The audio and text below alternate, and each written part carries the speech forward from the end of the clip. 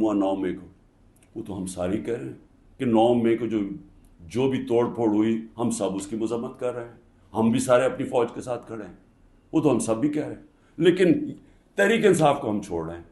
تو جتنوں کو بھی چھڑوانا ہے، میری آپ سے ریکویسٹ یہ ہے کہ ٹائم فریم دے دیں، کیونکہ ملک تباہی کی طرف جا رہا ہے، اکانومی نیچے جا رہی ہے، اس وقت پاکستان رہنے کے قابل نہیں ہے عام لوگوں کے لیے، تنخواہ دار طبقے کے لیے۔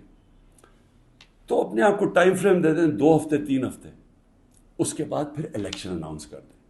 جب آپ سمجھیں کہ آپ نے تحریک انصاف سے اتنے لوگ توڑ دیے ہیں کہ اب وہ الیکشن لڑنے کے قابل نہیں ہے، پھر الیکشن اناؤنس کر دیں، ملک کو تو نکالیں اس دلدل سے، پھر دیکھ لیں کہ پاکستانی عوام کیا فیصلہ کرتی ہے، لیکن فیصلہ کر لیں۔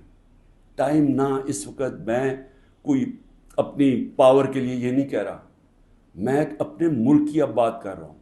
صرف عمران خان کو باہر رکھنے کے لیے اس ملک کو تباہ نہ کریں۔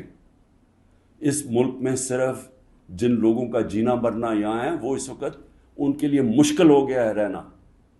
جو چھوڑ کے جا سکتے ہیں، 9 لاکھ سے اوپر لوگ چھوڑ کے جا رہے ہیں ملک، اور جن لوگوں کے اس وقت اقتدار میں بیٹھے ہوئے ہیں اور جن کے ساتھ اسٹیبلشمنٹ ہے، ان کو تو فرق ہی نہیں پڑتا کہ ان کے پیسے باہر پڑے ہوئے ہیں، ڈالر میں پیسے ہیں، روپیہ گرتا جائے ان کو تو فرق ہی نہیں پڑنا، لیکن اس کو ہم کو فرق پڑ رہا ہے۔